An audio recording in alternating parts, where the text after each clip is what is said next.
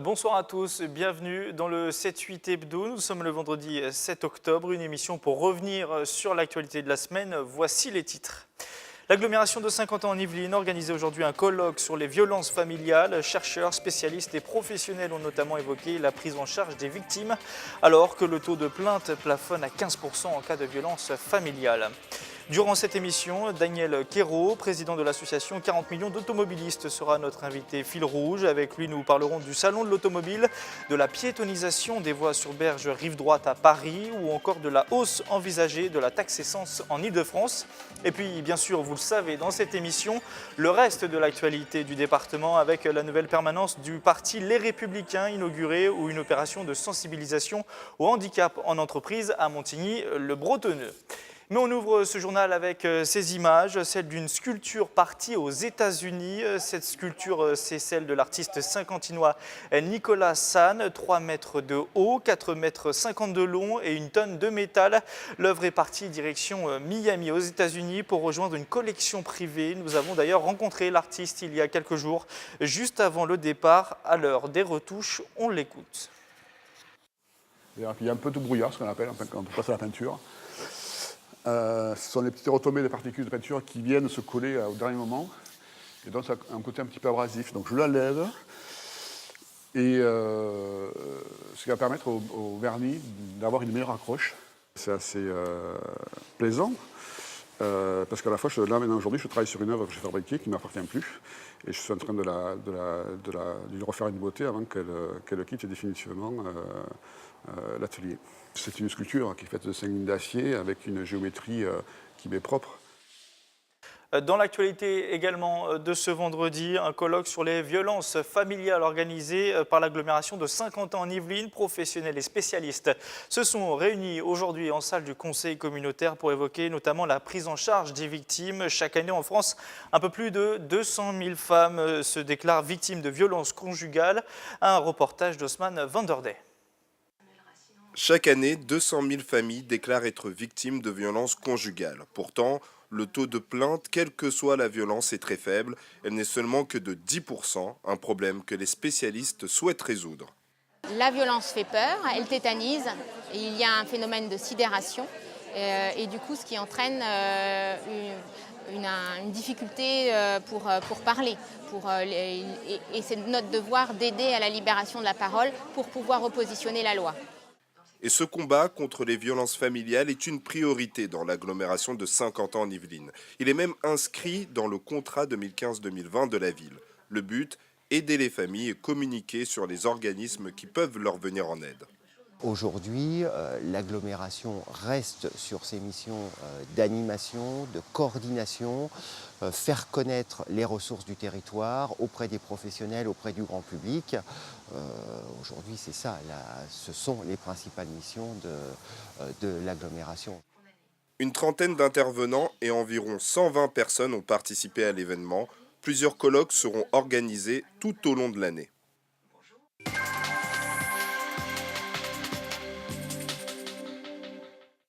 Et pour aborder maintenant le reste de l'actualité, un invité nous a rejoint sur le plateau, Daniel Quérault, le président de l'association 40 millions d'automobilistes. Bonsoir. Oui, bonsoir. Alors évidemment, avec vous, on va évoquer toutes les actualités autour des transports et de l'automobile. Elles sont nombreuses, à commencer par un sujet sur lequel vous avez pris position récemment et qui froisse de nombreux élus franciliens et notamment dans les Yvelines, la piétonisation des voies sur berge, rive droite à Paris. Le projet a été voté définitivement par la mairie de Paris il y a quelques jours, c'était fin septembre. Un projet qui exclut donc de fait les véhicules le long de la Seine sur un parcours de 3 km. Vous êtes-vous farouchement opposé à ce projet? Dites-nous pourquoi. Oui, d'abord, nous sommes une association nationale, mais ce sujet essentiellement parisien et Île-de-France, parce que ça impacte l'Île-de-France, a entraîné chez nous un nombre de messages extrêmement importants. Donc ça veut dire que ce sujet passionne bon nombre d'automobilistes d'Île-de-France, parce que Paris, quand il décide de fermer une voie qui irrigue l'ensemble de la capitale et de l'Île-de-France, c'est tout l'Île-de-France qui est impacté. Donc Paris, finalement, pense d'abord à ses citoyens. Et encore, parce que finalement, sur quoi se base la mairie de Paris pour... L'argument est écologique. L'argument est écologique. Moi, il va falloir... contre la pollution. Il va falloir que l'on m'explique comment, en coupant une voie, et donc en créant des bouchons importants, on diminue la pollution. Je suis peut-être idiot, mais je n'arrive pas à comprendre. Pour vous, est-ce que cette mesure aussi, est-ce qu'on peut aller aussi loin que ça? Est-ce que c'est une atteinte à la liberté des franciliens? Est-ce qu'on peut se permettre de dire ça? Est-ce que selon vous, le fait de prendre cette décision-là, c'est un peu atteindre à la liberté des franciliens, Oui, leur liberté de circuler? Je sais qu'il y a un certain nombre d'associations, et en particulier celle des maires franciliens, qui se proposent d'attaquer la mairie de Paris sur ce thème de la liberté. Je connais bien M. François Pelletan, qui est le président des maires d'Île-de-France. D'ailleurs, nous nous sommes associés à son action et nous avons été les premiers à demander. J'ai même sollicité Mme Pécresse en disant il faut absolument que vous soyez décisionnaire dans ce type de co-décisionnaire, dans ce type de décision. Vous voulez que la région prenne sa part du gâteau dans le débat, participe à ce débat, donne son avis? Bien sûr, parce que cette voie irrigue non seulement Paris, mais l'ensemble de l'Île-de-France. Il y a des gens qui partent d'est en ouest et de ouest en est, donc d'Île-de-France, qui traversent Paris, qui ont cette voie-là pour circuler, et d'un seul coup, on la coupe. Donc il y a un impact sur l'ensemble de la circulation autour de Paris. La maire de Paris, Anne Hidalgo, la maire socialiste, dit que c'est un projet qu'elle porte, quand elle était adjointe au maire aussi, depuis 15 ans, que ce n'est pas nouveau, que tout le monde était au courant, qu'elle voulait le faire, notamment dans ce programme municipal. Est-ce que ça a été évoqué, par exemple, avec une association comme vous, alors elle l'a fait toute seule? On a toujours été très peu concertés. C'est vrai que ça a commencé sous Delanoë, cette volonté de bouter hors de Paris la voiture, et leur concept pour y arriver est de créer un certain nombre de freins à la voiture ou d'interdictions. Ça veut dire de dégoûter les gens de venir à Paris. Il y a même l'adjoint, M. Najowski, qui dit que si on crée des bouchons, il y a un certain nombre de voitures qui vont finir par s'évaporer. Alors on aime bien ce concept, mais entre-temps, ce sont les Parisiens qui dégustent, si j'ose m'exprimer ainsi, parce qu'il y a de moins en moins de voitures à Paris, mais de plus en plus de bouchons. D'ailleurs, sous Delanoë, on a déjà commencé par détruire un tiers des parkings, ce qui fait qu'aujourd'hui, en permanence, vous avez 2 voitures sur 10 qui tournent pour chercher un parking. Vous voyez, donc il y a une politique de la mairie de Paris qui est mise en place, soi-disant, pour améliorer la qualité de l'air, et qui crée plus de pollution. Et est-ce que aussi l'idée de pousser du coup les gens à prendre les transports avec ce type de mesures, puisqu'on ferme des routes, les pousser à prendre les transports, vous n'y croyez pas non plus à cet argument-là? Quand vous venez des Yvelines par exemple, Oui. vous n'avez pas les moyens de vous rendre sur Paris selon vous, alors, sans la voiture? Déjà, nous ne sommes pas pour tout automobile, c'est pas parce qu'on s'appelle Caroline Automobiliste, mais nous sommes pour la complémentarité, une offre complémentaire. Ça veut dire qu'on pourrait très bien organiser des parkings gratuits aux portes de Paris, les gens laisseraient leur voiture et pourraient prendre des transports en commun pour aller dans Paris. Il faudrait organiser cela avant d'interdire. Mais là, on met la charrue avant les bœufs parce qu'on commence par interdire et après on dit on verra peut-être à faire des tramways organisés. Vous voyez, donc c'est une politique un peu de gribouille qui n'apporte rien en termes de pollution, qui gêne tout le monde. Et en gros, c'est pour quelques milliers de privilégiés, on pourrit la vie de millions d'automobilistes en Ile-de-France. Maintenant que le projet est lancé, puisqu'il a été voté fin septembre, le 26 septembre précisément, quels sont vos moyens de recours? Est-ce que vous espérez que la mairie de Paris fasse clairement machine en arrière? Alors déjà, la grogne est importante. On a vu une manifestation organisée, on était aussi supporters de cette manifestation, organisée par le président des maires d'Île-de-France, M. Pelletan, maire de l'INA. Et nous avons soutenu cette manifestation, nous avons même appelé, je dirais, les élus à faire entendre leur voix. Et puis, en dernier recours, on pourra aussi peut-être attaquer cet arrêté-là pour faire une entrave à la liberté. Il y a un certain nombre de textes qui peuvent, je dirais, permettre d'attaquer la mairie de Paris sur ce sujet. Clairement, 40 millions d'automobilistes n'est pas, on va dire, anti-écolo ou anti-environnement, puisque c'est ce que certains, vos détracteurs, peuvent parfois dire par-ci, par-là. Vous êtes, vous, pas forcément pour le tout auto? Non, absolument pas, on n'est pas pour le tout auto, mais nous sommes, je dis souvent à mes détracteurs qui sont parisiens et souvent écologistes, bobos parisiens, Paris n'est pas la France et n'est même pas l'Île-de-France. Donc, pour faire en sorte que vous ayez votre confort, vous allez embêter et créer des problèmes à l'ensemble des franciliens. C'est pas normal. C'est pour ça qu'on avait demandé à la région que la région soit impliquée. D'ailleurs, je lisais il y a un peu plus de 15 jours dans le journal de dimanche que Mme Pécresse proposait un plan anti-bouchon pour l'Île-de-France, parce que plus il y a de bouchons, plus il y a de pollution, plus de temps perdu, ça coûte beaucoup d'argent. Alors pendant que Mme Pécresse propose un plan anti-bouchon, vous avez la mairie de Paris qui propose un plan bouchon et qui l'aggrave chaque année. Donc il n'y a pas de coordination entre Absolument les pas. collectivités territoriales. Je voudrais vous faire réagir maintenant sur une autre problématique, c'est l'interdiction de circulation, excusez-moi, des véhicules les plus anciens. Depuis le 1er juillet à Paris, les véhicules immatriculés avant 1997 n'ont plus le droit de circuler en semaine entre 8h et 20h. Là aussi, vous êtes contre ce projet. Absolument. Et pourquoi une nouvelle Absolument, fois parce que cet argument là aussi, parce que c'est les anciens véhicules qui polluent le plus. Oui, mais finalement, qu'est-ce que l'on fait par cette mesure? On essaie d'empêcher les gens modestes de rouler et qui n'ont pas forcément d'autres solutions. Il y a même des Parisiens. Nous, on a un témoignage précis d'une dame qui nous a appelé en disant « J'ai 70 ans, j'ai une voiture qui a un kilométrage encore correct, elle est bien entretenue, elle est d'avant 97. Tous les mercredis, je dois aller garder mes petits-enfants dans l'Essonne. Comment je fais ? J'ai ma sœur qui a 75 ans, qui a du mal à marcher. Je dois l'amener sur le caveau familial. Comment je fais ? Il y a un tas de problèmes comme ça. Et ces gens qui prennent des décisions, nos élites, ne sont pas dans la vraie vie. Donc c'est un vrai problème. Est-ce qu'on veut aussi repousser tous ces pauvres dans le métro, sachant que toutes les enquêtes que vous avez vues apparaître comme moi, dans le métro, il y a entre 2 et 10 fois plus de particules fines que dans la rue. J'aimerais vous faire réagir sur une dernière actualité récente, c'est la hausse très probable de la taxe de consommation des produits énergétiques.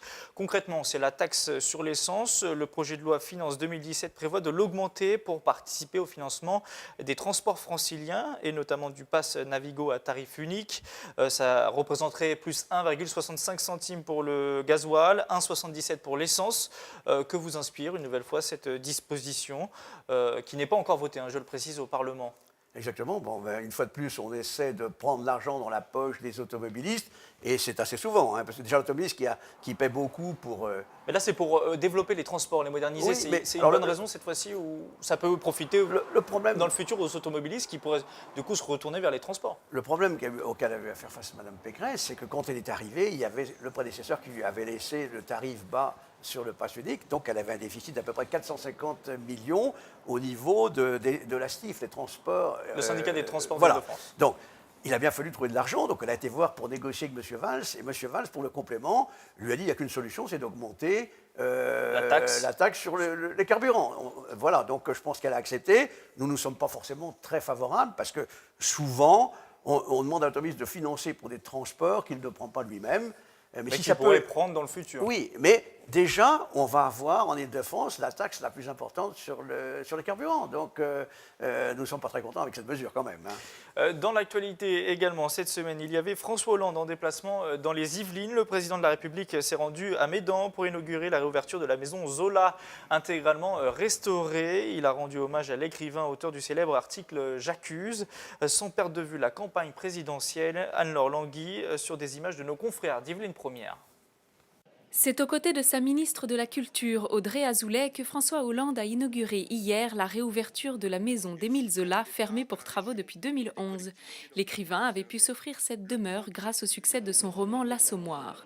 Dans une allocution de près d'une demi-heure, le président a rappelé les combats humanistes de l'écrivain, mentionnant à plusieurs reprises l'espoir qu'il avait nourri toute sa vie. Même dans la nuit la plus sombre, lui toujours une espérance. Même dans le grenage d'une machinerie infernale, il suffit d'une voix, une seule, pour changer le cours des choses et le destin des hommes. Une perspective que le président pourrait bien souhaiter pour lui-même à quelques mois de la fin de son mandat. En conclusion, comme un écho à son propre parcours, il a tenu à rappeler l'essence même de tout combat politique. Voilà notre responsabilité face à l'histoire. Ne pas s'abandonner à la fatalité, à la facilité. Avoir le courage de faire le choix juste, qui n'est pas toujours le plus populaire ou le plus gratifiant. D'autres personnalités invitées ont aussi rendu hommage au grand homme. En prenant justement fait et cause dans l'affaire Dreyfus, il a donné ses lettres de noblesse, et les lettres de noblesse donc à la République, qui s'était quelque peu égaré. Un magnifique discours en l'honneur d'Émile Zola et de son combat pour la République, la justice, contre toutes les formes d'intolérance, de discrimination. Prévu à proximité de la maison Zola, un musée Dreyfus devrait ouvrir ses portes en 2018. Politique, toujours avec cette fois-ci le parti Les Républicains qui a inauguré sa nouvelle permanence départementale à Jouy en Josas. Une permanence afin de mieux préparer évidemment les prochaines échéances électorales et notamment la primaire de la droite fin novembre. Nous avons rencontré à cette occasion le président des Républicains des Yvelines, David Douillet, également député et conseiller régional. Il nous parle de ce rendez-vous des primaires et de cette nouvelle permanence qu'il souhaite totalement neutre au micro d'Osman Vanderdey. Cette permanence, elle est totalement impartiale. Voilà. Je ne tolérerai pas aucune activité pour l'un ou pour l'autre. Voilà. C'est la permanence des Républicains. Voilà. Tous les candidats à la primaire sont républicains. Et celle ou celui qui seront élus le 27 novembre sera la personne derrière laquelle tous les Républicains vont se ranger pour gagner cette présidentielle. C'est très clair. Donc ce message, je le dis dès aujourd'hui. Le plus grave problème que nous pourrions rencontrer au sein des Républicains, c'est la division. C'est les plaies qui n'arrivent pas à cicatriser. Donc il ne faut pas occasionner de plaies. C'est absurde. Voilà. On peut avoir des avis divergents, partagés, mais en famille, on discute en famille, mais la famille reste la famille. Et quand il y a un leader dans la famille, on se met derrière lui. Sport à présent avec la 41e édition de la Ryder Cup, la plus grande compétition de golf au monde qui voit s'opposer tous les 2 ans Américains et Européens. La dernière édition s'est terminée il y a quelques jours dans le Minnesota aux États-Unis. Dans 2 ans, c'est 50 ans en Yvelines qui va accueillir l'événement au golf national. L'occasion de vous faire découvrir l'envers du décor de cette compétition avec Mickaël Elmidoro. C'est un événement mondial suivi par plus de 700 millions de personnes. La 41e édition de la Ryder Cup s'est tenue du 30 septembre au 2 octobre à Chaska dans le Minnesota. Les meilleurs golfeurs de la planète étaient présents sur les greens. On pouvait apercevoir l'icône américaine Tiger Woods ou encore le Nord-Irlandais Rory McIlroy. Le spectacle était également dans les tribunes. 300 000 personnes ont créé une ambiance digne d'un match de football pendant la compétition. Il y a beaucoup de gens qui sont déguisés. On voit beaucoup d'Américains, mais on voit aussi des déguisements européens, ce qui est sympa à voir également. C'est une pure atmosphère, nous ne pouvons pas la comparer à une ambiance classique. L'ambiance est comparable à un stade de football.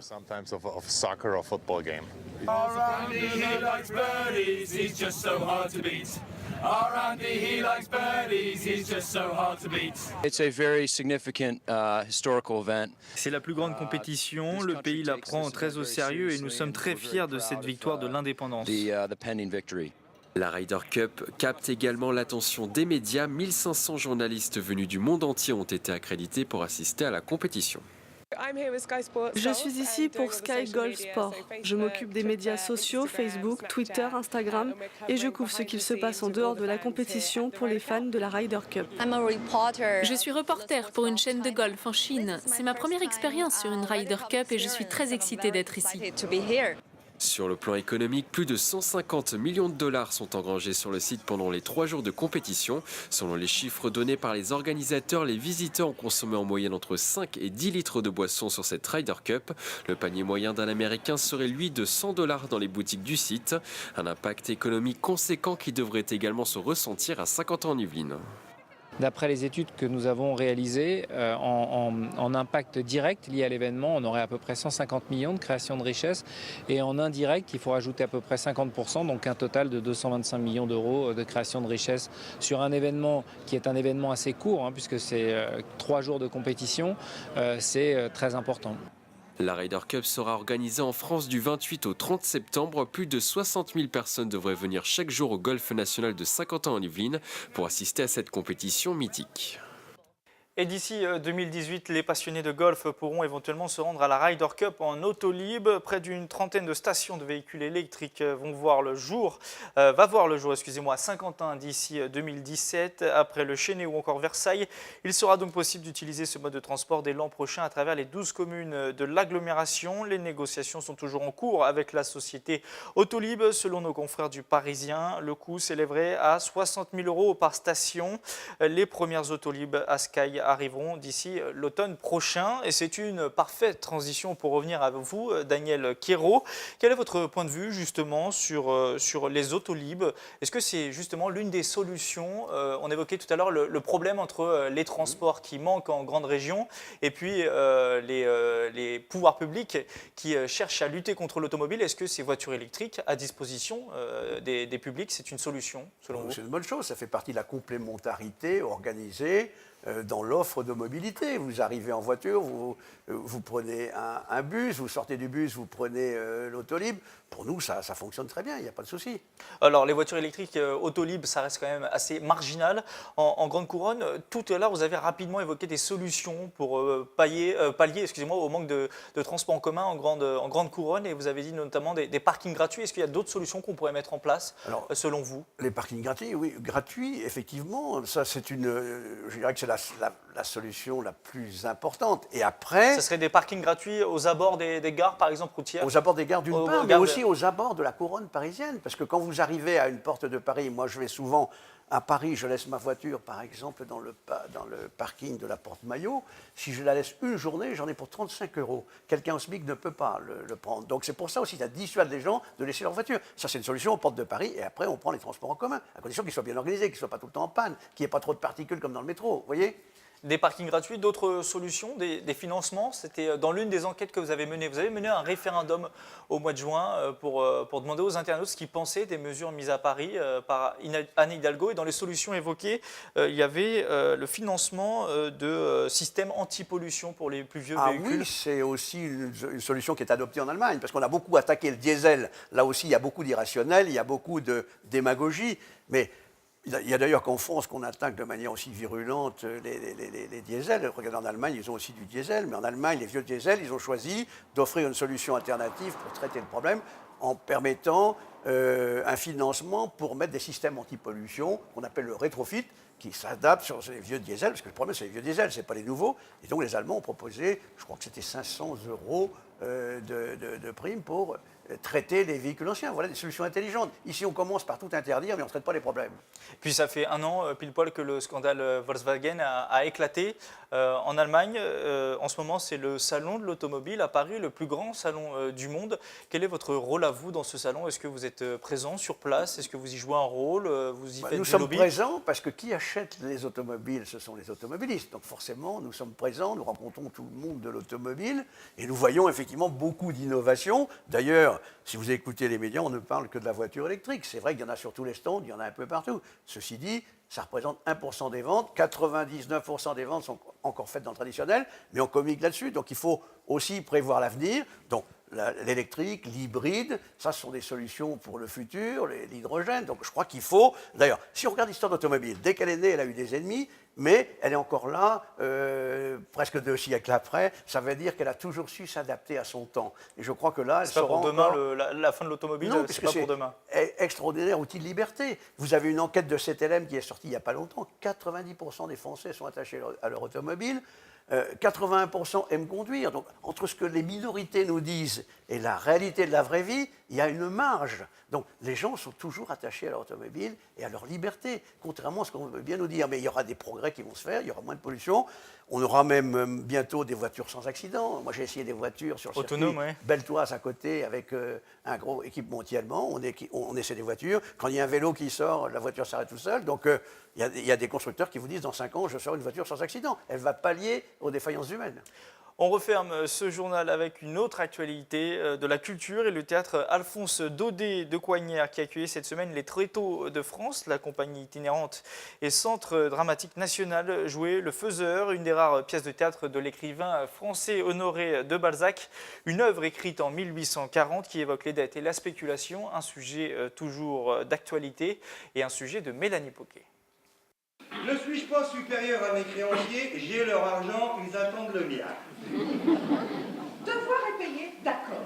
Mais devoir, en se sachant hors d'état de s'acquitter, je n'ose pas vous dire ce que j'en pense. Monsieur Mercadet est banquier, as de la tromperie, il gère l'insistance de ses créanciers, mais cette fois, il est acculé.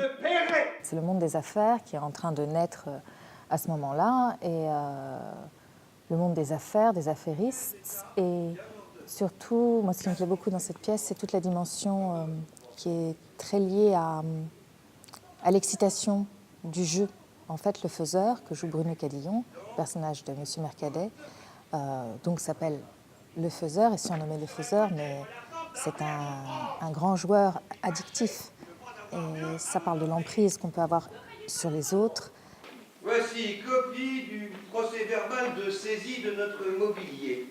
Adapté par Evelyne Love et mis en scène par Robin Renucci, le directeur des Tréteaux de France, Le Faiseur, c'est 2 heures d'une pièce millimétrée et sans temps mort, une comédie grinçante où la composition d'acteurs prend toute son ampleur. C'est une comédie particulière parce qu'elle travaille sur plusieurs genres, c'est-à-dire qu'il y a à la fois du burlesque, du mélodrame, de la comédie de caractère, de la comédie de situation, presque du masque, c'est-à-dire qu'on est extrêmement maquillé comme des masques, avec des perruques très particulières, des costumes aussi qui sont très marqués, qui sont très dans le style à la Daumier. Spéculation, tromperie, mensonges et manipulation, plus d'1 siècle nous sépare de l'écriture et pourtant, la pièce semble intemporelle. Il y a énormément de matière dans le texte de Balzac qui est très riche, qui est vraiment extraordinaire. Il faut imaginer qu'il l'a écrit en 1840 et que c'est un texte qui est complètement moderne. Quand il y a eu l'affaire Madoff, là, il y a quelques années, Le Faiseur, ils l'ont ressorti et il y avait marqué l'affaire Madoff écrite par Balzac en 1840. C'est pour dire comme il était vraiment visionnaire. Avec de l'énergie et du rocambolesque, Monsieur Mercadet n'a pas fini de nous interroger sur un problème de société. Si je n'avais pas pour toi le cœur plein de reconnaissance, il y a longtemps que le créancier aurait tué l'ami. Tout a ses limites dans ce monde. C'est la fin de ce 7-8 hebdo. Merci Daniel Quérault de nous avoir accompagnés pendant cette demi-heure. Je rappelle que vous êtes le président de l'association 40 millions d'automobilistes. Merci à vous aussi de nous avoir suivis. Bon week-end à tous et à la semaine prochaine.